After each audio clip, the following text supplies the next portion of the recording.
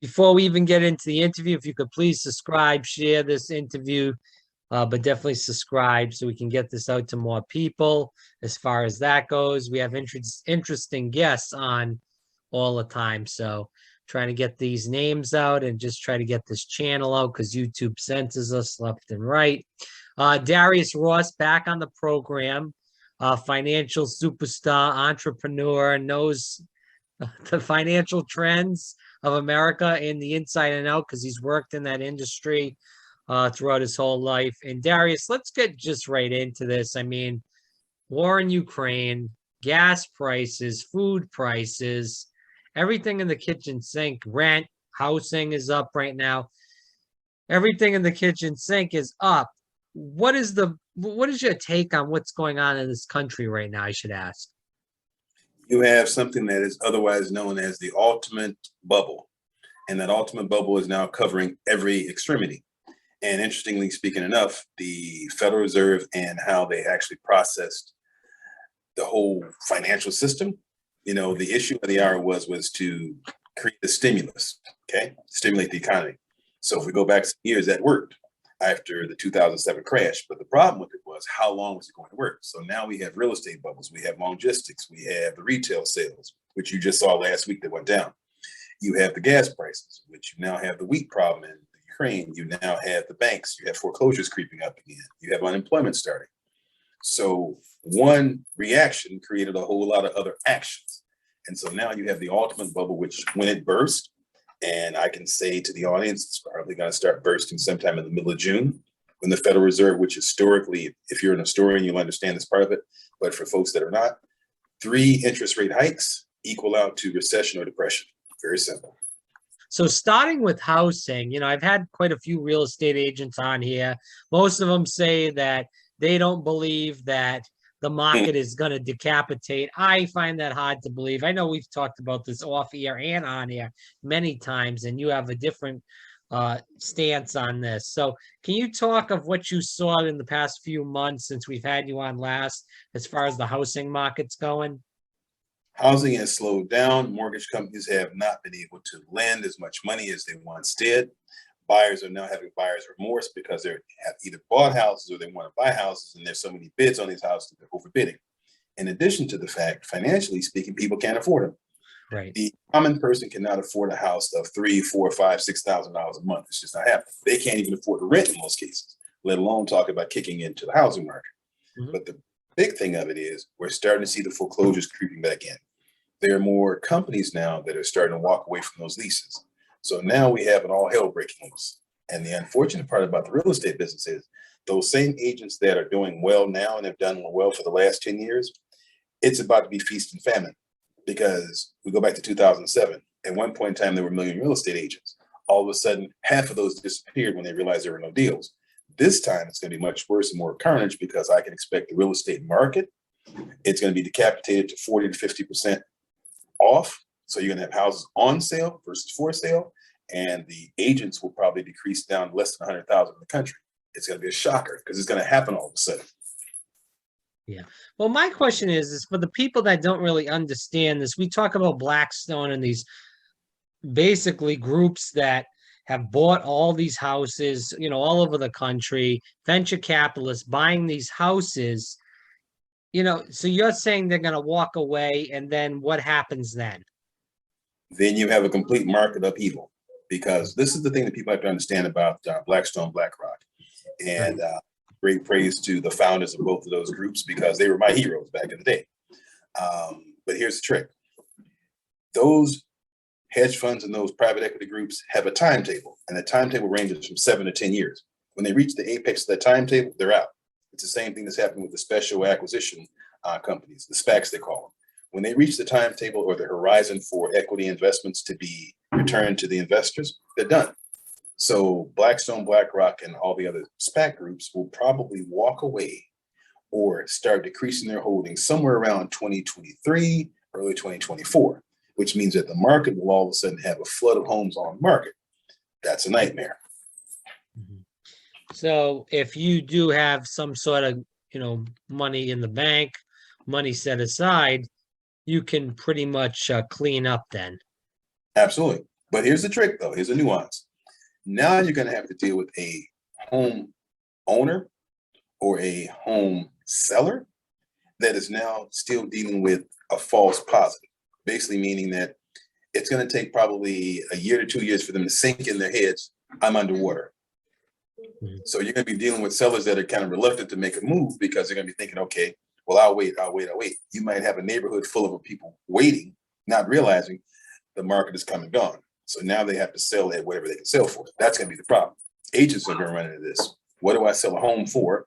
When at one point in time, I was told my home was worth 3 times the value. Now I'm less than half the original value of what I bought it for. You know, we saw the stock market go down, and I do hear this, little bits online, and I know you've sent me some articles, but I see this in the newspaper that, the market is still hot, but the people are seeing these little things that are happening that are not good. Why do you feel like people that are real estate agents aren't seeing this? Regular people that, watch the news and somewhat into, finance in general are not seeing this. I even have a good friend that's in finance and he doesn't agree with this. So what, where are they, I'm trying to frame it in a nice way, but why are they not seeing this? I'll just say that to be nice. 2006 and 2007 is still Right. being considered. We have to consider that most of the people that are not like those of us that are the pundits or those of us that are actually in the business for a long period of time, 35 years for me. So those of us that have been in this business, like, you look at Jim Rickards and we look at some of the other people that are in this business. If you've been in this business since the 80s and so forth, you've seen the 70s, the 80s, you've seen 87, you've seen 99, the dot-com bubble, you've seen 2000 and so forth. So if you were only coming of age in this thing with 2007, that's all you see. But there's a history to this. And the history of it is we go back to the Reagan era. All of this money didn't exist. So now we have all this money that's not going anywhere. And we have the consumers, we have the retirees that are retiring. And unfortunately speaking, when retirees retire, they don't retire and keep on spending money. They retire to save money so they can have something to work with as they get older. Mm-hmm. And baby boomers are that generation. Now the millennials are in a situation where they're too indebted to make certain moves. And not everybody in the millennial generation is a dot-com millionaire or billionaire, I should say. So let's talk about this. For the people that are listening, who are the people that are going to be in good shape and who are the people that are going to be in rough shape when this happens? It's already happening, but. Yeah. I mean, actually, this started happening almost 2.5 years ago. And the bottom line now is those that are going to be comfortable, get debt free. Mm-hmm. When I say debt free, you can't be completely debt free, but those credit cards should be paid down. The car payments, if you're excessively in car debt, get out of it. Figure out how to get out of that lease, figure out how to down trade and so forth. Housing payments, it is now time to be as liquid as you possibly can be. Bottom line, just be liquid. You don't want to have great exposure to things that are illiquid right now. That will be your nightmare. Gas, food, diesel, rent, housing. And I know you just spoke about housing, but we're talking about the here and now. What can a person do right now? And I know you said debt free, but that doesn't really help anybody with food and water and electricity and rent and all this stuff like that. What can the people that are worried about all these other issues besides credit card issues do to kind of stay afloat, maybe even get ahead? But I'm probably going to just say stay afloat. Start basically putting themselves in a position to deleverage. They're going to have to leverage off of this wonderful thing called the drug called credit. That's the thing. In all areas of their lives, they're going to have to step away from that. Things that they thought that were very secure from the credit system, that's going to be a problem because unemployment is going to shoot up. I mean, once we get to the point where the market, if I am participating correctly from my data, once the market goes beyond, we're in a bear market now. Once it goes beyond 30,000, right, we're going to be heading downhill. And I'm venturing to say between 5,000 and 8,000 points. But having said that, that's going to create massive unemployment, massive zombie companies that now will come show themselves and they will be out of business. So that's a lot of unemployment. So you want to be in a position where you have the money to sustain yourself at least 6 months to a year.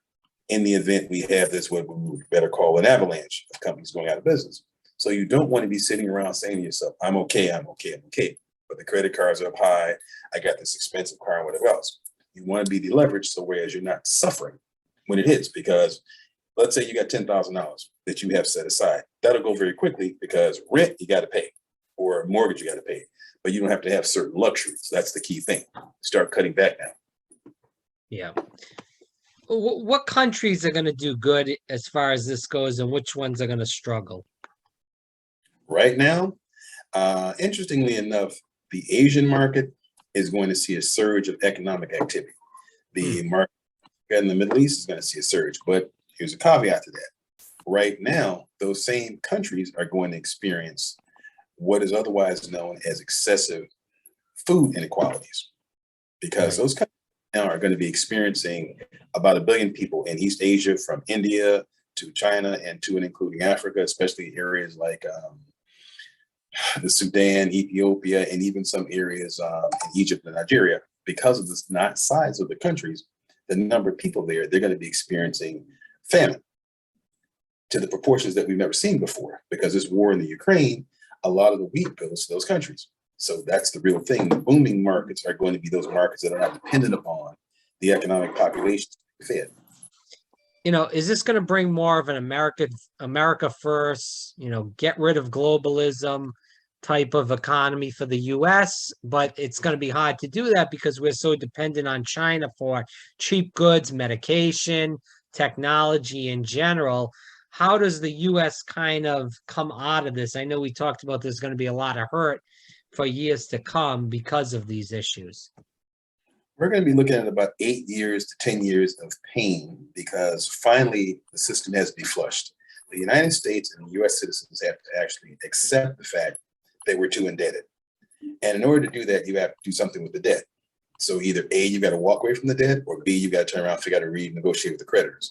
So if there was something that would be considered, they call it a debt jubilee, and you just cancel everything. Is it possible? Yes. Is it probable? No. So with that being said, we're going to have to look at 8 to 10 years of belt tightening.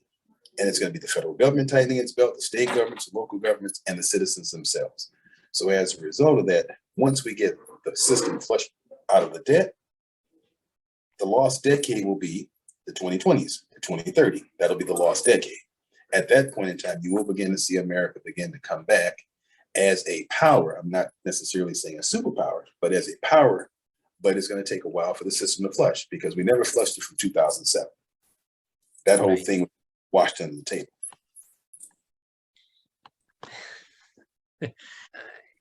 I feel like we always talk about doom and gloom on this program when we're together, and not to say that that we're being, fictitious about this. This is factual information.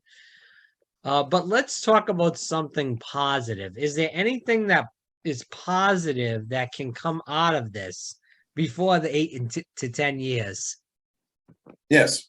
The big thing of it is that we understand logistics, because here is the greatest country in the world. And I hate to compare the comparabilities, but we have babies that couldn't get baby formula.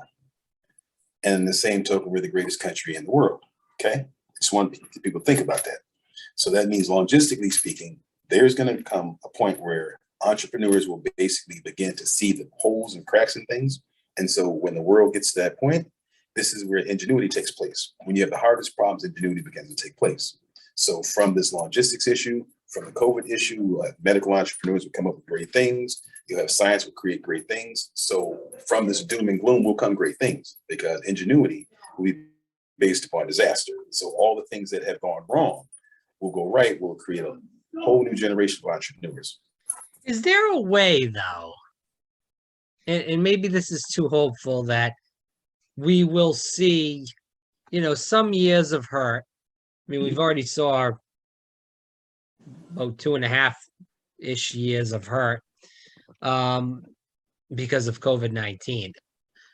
Is there a way that we're going to see some more hurt? Probably, obviously, but we can also maybe turn the trend against that and kind of just we see hurt, and then somebody steps up. I know there's not very much leadership in the business world or in Washington that like to stand up for the little guy. But do you see any kind of way that either a politician or someone that is well off in the business world stands up and says, hey, we do have the tools to correct this. There's going to be some pain maybe for a couple of years, but instead of making this a 10-year deal, let's just make this a couple of years and let's turn the corner and try to help America become great again. Okay, good point. Here's a way of looking at it. China, and I remember visiting China in the 1990s. Here's a trick to that. The Chinese took a time to tighten the belt, and Mao Zedong was ahead of his time when he basically said, Chairman Mao, that there would be a great leap forward. Well, when we look at the 1990s, and if you look on the maps and photos of Shanghai and so forth at that time, and we look at China now, it became a great power, okay? But that was based upon them accepting the fact that they were in a bad position, and let's create a new scenario. America. What American leader is going to actually say in no uncertain terms, we goofed. Now we have to tighten our belts. Now we have to suffer the consequences of runaway credit. We have to suffer the consequences of buyouts.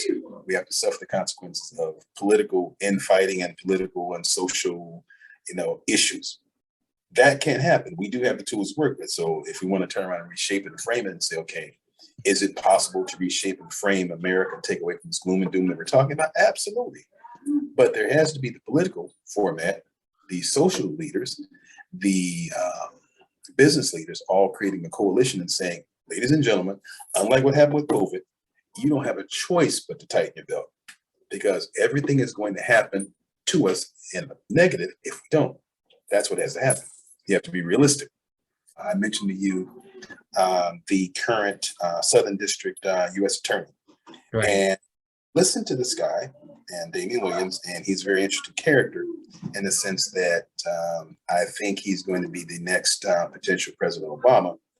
And I look at him as looking at mayor, governor, and on to the White House, because he's young, he's aggressive, and he's hungry. And see, here's the thing. America needs something that says it's going to correct crime. That's the first thing. We have a big crime problem here. The second thing is the social issues. Now, so if you can get the social leaders, the religious leaders to get behind a leader that is tough on crime, and the business leaders seeing the strength of a leader that has the ability to control crime and has the strength and the savoir-faire to be able to be a business leader, and then someone that has the ability to maneuver in the political arena, absolutely. And I'm throwing him out there as a long star because I see his capacity and I see where he's going. And if you get, enough characters out there that are like that can actually give us a run for the money over the next, say, 10, 15 years, yes. But you're going to need somebody that's a get tough character on the crime, dealing with the social issues, the social upheaval, because we have a huge problem now between crime, social unrest, and more importantly, speaking political infighting. That has been. Yeah, like Eric Adams. No. I had to. You walked right into that. So I had to bring that. Not quite. The cool mayor. No, not quite. You need a guy that's a gift up mayor. And if I could use a word, to kick some booty. Anything else you want to talk about that we didn't get in? That's good. I mean, and the big thing now is that folks need to realize that there's a time to tighten the belt and take a look at, changing the dynamics of their lifestyles, because we're going to be heading toward a very turbulent time. And that's very, very important to realize that we're heading there. I mean, they can go to my website and look at some of the new things that I have coming out now, books and so forth that talk about this kind of thing. But more important, on your channel, to just hear what I'm saying about it's time to do a little belt tightening, because we're either going to be doing it by force or choice. Darius A. Ross, DariusARoss.com. Definitely check it out. As we leave, Darius, anything else you want to bring to the table? Take note of this third Federal Reserve interest rate hike. It's going to be somewhere around mid-June, around June 15th, and folks should be taking a good idea as if that happens and they start seeing the market start going south, then it's time to start doing some things a little differently. So at least at that point in time, they have a little heads up. Darius, thanks for your time all the time. I appreciate it. Thank you, Rob. Appreciate it. Take care.